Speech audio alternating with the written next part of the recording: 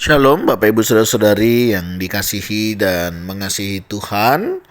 Kita bersyukur hari ini Tuhan memberkati kita. Sebelum kita membaca merenungkan firman Tuhan, mari kita berdoa. Tuhan, terima kasih, kami bersyukur hari ini kami ada sebagaimana kami ada, semua karena berkat kemurahan-Mu. Sebentar kami akan membaca, merenungkan firman-Mu, berfirmanlah dan biarlah kami mengerti apa yang menjadi kehendak-Mu di dalam hidup kami. Kami berdoa di dalam nama Tuhan Yesus Kristus. Haleluya. Amin. Bacaan kita hari ini sampai di kitab Titus, pasalnya yang ketiga, ayatnya yang ke-15. Salam. Salam dari semua orang yang bersama aku di sini.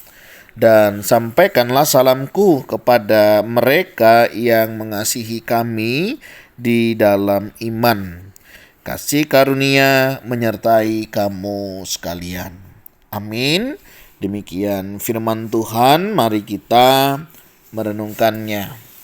Bapak Ibu Saudara, bagian ini merupakan bagian penutup ya dari kitab Rasul Paulus kepada Titus, yang kita boleh lihat ya di sini Paulus menitipkan salam ya. Salam dari Paulus dan juga teman-teman yang bersama dengan dia di dalam pelayanan kepada Titus dan juga kepada orang-orang seiman ya, orang-orang seiman yang ada bersama dengan Titus. Menarik sekali Bapak Ibu Saudara bagian ini ya, bagaimana sesama orang Kristen, sesama orang beriman itu boleh saling memperhatikan, saling mendukung ya, saling mensupport satu dengan yang lainnya. Nah, penting sekali Bapak Ibu Saudara, kita sebagai saudara seiman ya, saling memberikan dukungan ya, perhatian, itu penting. Kenapa? Karena ya, siapa lagi kalau bukan kita yang memberikan dukungan dan perhatian. Saya percaya setiap kita pasti membutuhkan dukungan ya, membutuhkan perhatian di dalam kita bertumbuh bersama dalam iman. Nah, kami itu di gereja ada namanya cross ya, satu kelompok pemuritan di mana ada satu bagian yaitu dari kata C ya, yaitu care. Itu bagaimana kami belajar untuk saling memperhatikan. Nah, saya melihat ini menjadi hal yang sangat positif ya. Ketika kita itu boleh sharing tentang ucapan syukur ya, sharing tentang pergumulan dan yang kemudian kita saling mendoakan. Ya, bersyukur ya di kelompok itu kami bisa saling percaya sehingga kami bisa men-sharingkan berbagai pergumulan yang kami hadapi. Nah, tentunya ada firman-firman Tuhan juga yang kita baca dan itu yang menguatkan. Bapak Ibu Saudara, ini penting ya di dalam kehidupan kita, di mana kita perlu juga memiliki sebuah komunitas ya, komunitas bertumbuh bersama supaya apa? Iman kita juga terjaga. Nah, circle kita itu akan mempengaruhi cara pikir kita ya, pola hidup kita dan juga kehidupan kita. Ada seorang pembicara pernah berkata begini, tunjukkan 10 temanmu, akan kutunjukkan siapa dirimu. Artinya bahwa orang-orang di sekitar kita itu bisa memberi pengaruh ya di dalam perjalanan hidup kita. Apakah perjalanan iman kita ya, apakah perjalanan kita mengarungi rumah tangga atau keluarga, termasuk juga di dalam pelayanan. Kalau misalnya lingkungan kita itu adalah lingkungan toksik begitu ya, ya akan toksik juga kita dalam melihat pelayanan. Aduh, capek melayani gitu ya. Kalau teman-teman kita itu orang-orang yang suka mengeluh begitu ya, misalnya dalam hal melayani, nanti melayani kita juga tidak dengan damai sejahtera. Kita akan mengeluh ya, banyak tuntutan, banyak permintaan, yang akhirnya membuat kita dalam pelayanan itu tidak ada ketulusan ya. Merasa diri penting, merasa diri kita kalau nggak ada saya semuanya nggak jalan. Itu bahaya Bapak Ibu Saudara ya di dalam pelayanan. Nah, termasuk juga kadang ada orang-orang itu misalnya nih pengen melayani, tapi tidak pengen memiliki relasi yang dekat dengan Tuhan. Dari mana kita tahu? Ya, secara kasat mata kan hal-hal itu kan bisa kita lihat. Nah, hal-hal kayak gini kadang dipengaruhi dari lingkungan, ya, orang-orang yang ada di sekitar kita. Termasuk misalnya dalam hal keluarga. Nah, dalam hal keluarga ini juga cukup beresiko, ya. Ketika misalnya keluarga kita tidak memberikan nilai-nilai yang positif, ya. Tipe keluarga ya itu akan mempengaruhi keluarga satu dengan yang lainnya. Misalnya dalam sebuah keluarga, siapa sih yang dominan ya? Yang dominan itu biasanya akan mempengaruhi dalam pengambilan keputusan misalnya dalam keluarga. Nah, itu juga akan terpengaruh. Bayangkan kalau keluarga kita tidak keluarga yang takut akan Tuhan. Segala keputusannya pasti akan berbeda. Nah, begitu juga di dalam relasi kita ya, dalam pekerjaan ya, dalam kehidupan sehari-hari.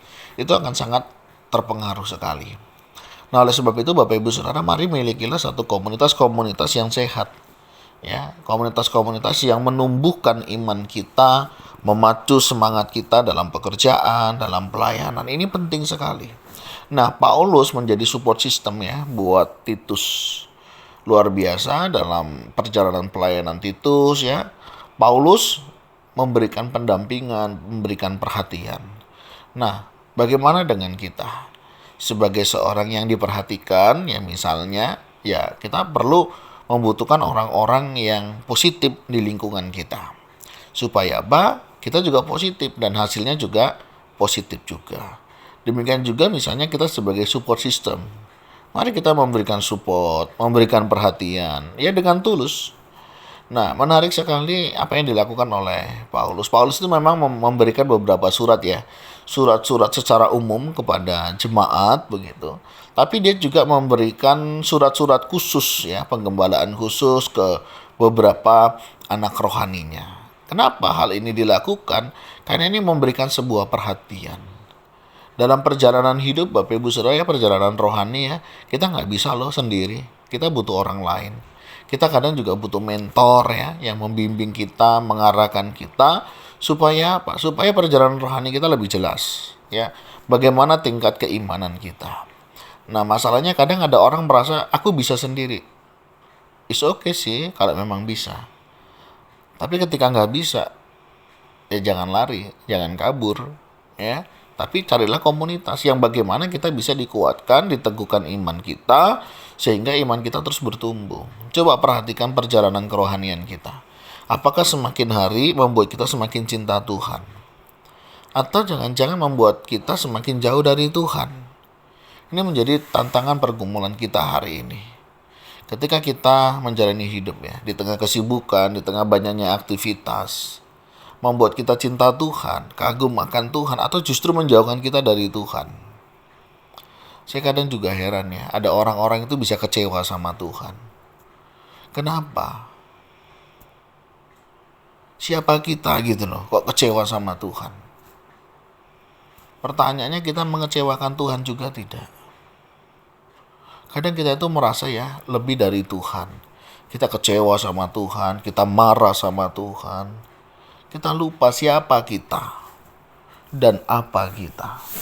Kalau kita menyadari kita adalah manusia yang berdosa, kalau kita menyadari kita adalah ciptaannya, kalau kita menyadari bahwa Allah senantiasa memberi yang terbaik dalam hidup kita, saya percaya kita nggak akan mungkin kecewa. Dan iman kita, pengenalan kita akan Tuhan benar, kita nggak akan pernah kecewa. Karena kita tahu loh, Tuhan itu baik. Dia Allah yang setia, Dia tidak pernah meninggalkan kita, apalagi membiarkan kita ya. Kalau hari ini saudara kita ada sebagaimana kita ada, semua karena berkat kemurahannya.